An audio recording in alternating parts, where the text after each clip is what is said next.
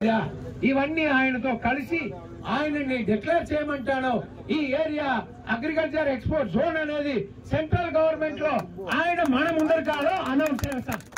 ఒకటి, అదే దినము ఈ మ్యాంగో ఫార్మర్స్ కి 6,000 రూపాయలు సబ్సిడీ ఇవ్వాలనేది ఆయనే అనౌన్స్ చేస్తాడు.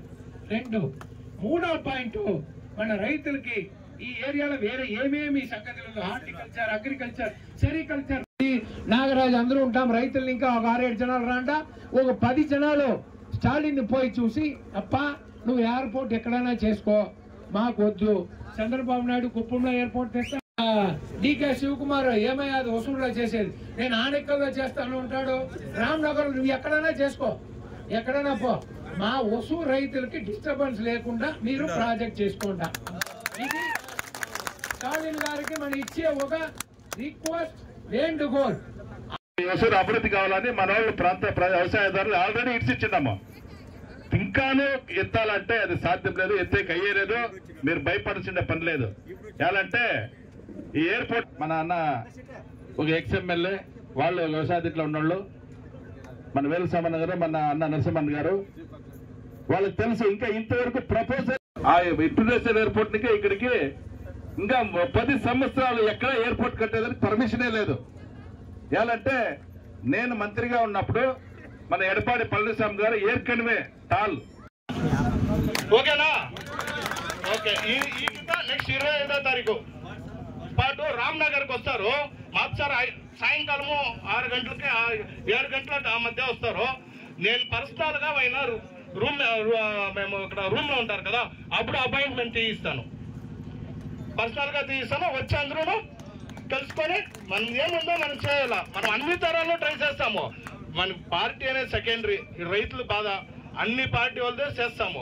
వాళ్ళ వాళ్ళ కష్టమాలు పడతాము. యా పక్క మనకేం కావాలా, ఏ పక్క రాకుండా చేయాలా అంతే. అది పార్టీ సెకండరీ, ఆ పార్టీ అయినా పర్వాలే. గణేష్ అన్న గారు మాట్లాడాలని కోరుకుంటున్నాను. ఓసూరు తాలూకా నందిమంగళం గ్రామం పక్కన ఉండే ఎస్టీఆర్ఆర్ రోడ్లో ఒక మంచి సమావేశాన్ని ఏర్పరిచిన ఈ చుట్టుపక్కల గ్రామస్తులకు, మన పెద్దలకు, మన అక్క చెల్లెళ్ళు, మన అమ్మవార్లు, మన నాయనగారులంతా వచ్చి ఇక్కడ కూర్చొని ఈరోజు ఈ వేదికలో ఉంటారు. వీళ్ళందరి తరపున, అదే మరి ఈ సమావేశాన్ని ఏర్పాటు చేసిన వీళ్ళందరి తరపున వీళ్ళందరికీ, మరియు మన పత్రిక వాళ్ళు, టీవీ వాళ్ళకి, మరి మనకి సపోర్ట్ చేసి వచ్చినటువంటి మన రాజకీయ వ్యక్తులకు మరియు కావలతులకు అందరికీ తమిళక వ్యవసాయకుల పాదుకాపు సంఘం తరపున మేము ధన్యవాదాలు తెలుపుకుంటూ ఉన్నాం. ఈరోజు ఈ సమావేశంలో అందరూ వచ్చిండే వాళ్ళంతా అంటే ఒకే చేస్తాను, తప్పులు ఏమైనా ఉంటే క్షమించాల. ఇది రాజకీయంగా మాట్లాడేదో, రాజకీయం వాళ్ళు తక్కువ చేసి మాట్లాడేదో మనం కాదు. నిజమైన రైతు అంటే చూడు ఇప్పుడు ఉండేవాళ్ళదా, ఇప్పుడు వచ్చి వాళ్ళదా సంబంధంగా చేసి మనకు పోయి అంటే వాళ్ళు చెప్పిండే మాటల్ని కడిసి గంట మనం చెయ్యకుండా అర్థం కావాలో వాళ్ళు కాపాడుకుంటే వాళ్ళ కాళ్ళకి మనం ముక్కొచ్చు. ఇదే వాళ్ళు వస్తారు, ఇప్పుడు మాట్లాడతారు. ఈ మాటని కడిసి గంట నిలుపుకోనాల.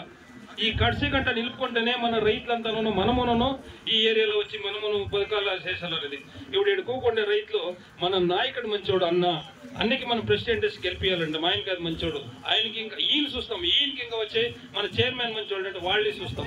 వాళ్ళకి ఎమ్మెల్యే, ఎంపీ, ప్రధానమంత్రి, అదే మాదిరిగా జనాధిపతి ఉంటే వీళ్ళందరికీ ఎమ్మెల్యే, మన ప్రెసిడెంట్కి ఇంకా మంచోళ్ళు, ఎమ్మెల్యేకి ఇంకా మంచోళ్ళు, ఎంపీకి ఇంకా ప్రధానమంత్రి, జనాధిపతి వాళ్ళందరికీ ఇంకా మంచోళ్ళు అంటే ఇరుకోకుండా మన రైతు బాంధవుల వీళ్ళదా వాళ్ళందరికీ మంచి మనుషులు అంటే వీళ్ళని ఇంకా వాళ్ళ పార్లమెంట్కి కానీ అసెంబ్లీకి కానీ పోయేది.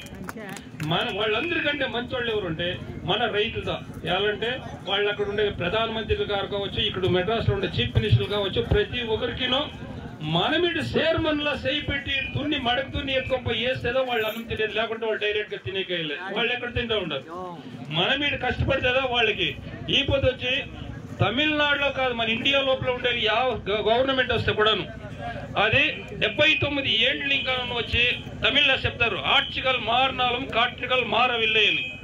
పాము కొరికితే 2 లక్షల రూపాయలు, యానకు దొక్కితే 10 లక్షల రూపాయలు. అదే మాదిరిగా వచ్చి ఒక దొంగతనంగా సారాయి తాగి చచ్చిపోయిన 10 లక్షలు. ఆమెకు వచ్చి విజయ్ చూసేకి వచ్చి పారిపోయే వాళ్ళకి చూసేదానికి విజయ్ 20, మన స్టేట్ గవర్నమెంట్ 10, సెంట్రల్ గవర్నమెంట్ 2, ఆమెకంతా వచ్చి 34 లక్షలు వాళ్ళకి. చూడు వాళ్ళు ఎంత కష్టపడినారు విజయ్ చూసేపోయి 34.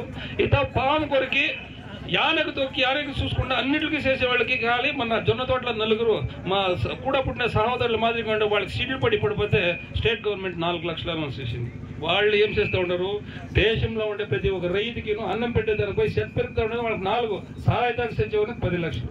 ఎంత కేవలంగా వ్యవసాయం చూస్తారంటే రాజకీయం రావచ్చు, వాళ్ళు తెలిసిండే విషయాలు చెప్పొచ్చు, కానీ కడిసి గంట మన జొత్లో ఉండి పోరాడితే మనం పోరాడాలి. మన జొత్త యావ సమావేశం వస్తే కూడా మనకు కూడా పోరాడితే వాళ్ళకి మనం ఇప్పుడు వచ్చి ఈ వసూరు ఏరియాలో ఎయిర్పోర్ట్ వచ్చేలే దీన్ని ఏమి సెలెక్ట్ చేసినారంటే ప్లాట్లో 4 ఇప్పుడు ఫస్ట్లో ఏం చెప్పి బెల్గంపల్లిలో ఉండే టాల్కి ఇంకో 2 కలిస్తే దాన్ని చేసుకుంటామండి. ఫస్ట్ ప్లాట్ నెంబర్ వచ్చి మన బారందూరు, 3వది ఉళ్ళగం, 4వది వెంకటేశ్వరం. ఈ 3 ఏరియాలని సర్వే చేసిన దాని ప్రకారంకి ఇది 3 ఏరియాలు సర్వే చేసి 4వ ఏరియాలు సర్వే చేసిన దానికి అడేం చేస్తే వంకలు దీన్ని జాస్తి లెవెల్ చేసేది ఖర్చు జాస్తి వస్తుంది. ఇదైతే సమానంగా ఉంది భూమి. దీనికి వచ్చి ఒక ఎస్టీఆర్ఆర్ రోడ్ పక్కన వచ్చి బెంగళూరు పైకి నియర్ ఎయిర్పోర్ట్ పోయేది. ఈ ఎస్టీఆర్ఆర్ రోడ్ పక్కన ఏం చేస్తారంటే నేలెత్తారు. ఇప్పుడు అన్న చెప్పి ఈ పక్క ఆ పక్క 500 మీటర్లు ఎత్తారు అని, ఇది తప్పు. టోటల్ గా ఎత్తురంటే 13,000 ఏకరాలు ఈ 10 ఎత్తుతా ఉంటాయి. ఈ ఎయిర్పోర్ట్ కాకుండా 13,000 ఏకరాల కిందను టోటల్ గా ఉండే ఈ జమీన్ అంతా మళ్ళీ తెస్తారు. ఒక ఎమ్మెల్యే వస్తాడు, దాంట్లో వచ్చి ఇంట్లో ఉండే దొంగను కనిపెట్టి ఈశ్వరుని చేతులనే అంటారు. మన ఊర్లోనే ఉండుకొని నీ నేలకు బాగా వెలుస్తుంది ఇచ్చేస్తాం రా మన నేల అనే దానికి మనలో పుట్టుకొని వీళ్ళకి కొంచెము వాళ్ళకంతా జమీన్ తీసి చేస్తూ ఉంటారు. దీనికి వచ్చి రైతులు ఏమనకుండా ఈ పది కాదు, మన నేలని ఇంకొక 10 ఏళ్ళు కాపాడి పెట్టుకుంటే బెంగళూరులో 100 కోట్లు ఆడకాదు పోయి నందిమంగళతో 100 కోట్లు పోతే ఇది మాత్రం నిజమో. బెంగళూరులో కాదు 100 కోట్లు పోయి ఈ నందిమంగళతో 100 కోట్లు వాల్యుయేషన్ పోతుంది. దీనికి అంతకంటాను మనం పోరాటం ప్రతి దినము చేయాలి. పోరాటాలు చేస్తూ ఉంటే ప్రతి ఒక్కరు మనకు వచ్చి సపోర్ట్ ఇవ్వాలి. అంటే ఇప్పుడు చెప్పిండామంటే కడిసి గంట మనం చెప్తా ఉండాలి. ఒసూరులో ఎయిర్పోర్ట్ వద్దు, కృష్ణగిరి డిస్టిక్కే ఇంక ఎయిర్పోర్ట్ అంటే ఒసూరులో ఆల్రెడీ ఉంది, దాన్ని డెవలప్మెంట్ చేసుకుని ఒక ఎయిర్పోర్ట్ 3,000 ఏకరాలు ఎత్తారంటే 3,000 ఏకరాలను ఎయిర్పోర్ట్ నిలిచేదాం. దాంట్లో ఖాళీగానే 2,000 ఏకరాలు ఉంటుంది. దాన్ని వెడిసేసి 500 ఏకరాలతో డెవలప్మెంట్ చేస్తాడు. మిచ్చిమంతా ఏమిటి కావాలా నేల ఆ మాదిరిగా ఇది ఎయిర్పోర్ట్ కావాలన్నా ఉందో లేదనేది మనకు తెలియదు. కానీ ಯಾವ రాజకీయం వస్తే కూడా ప్రతి ఒక్కరు చేసేదని ఇదే పనిదా. వాళ్ళు వస్తే చేస్తారు, వీళ్ళు వస్తే చేస్తారు, ఇంకొకరు వస్తే చేస్తారు. ఇదంతా తప్పు. మన కష్టం మనమే పడాలా, మనమే లేయాలా. దీనికి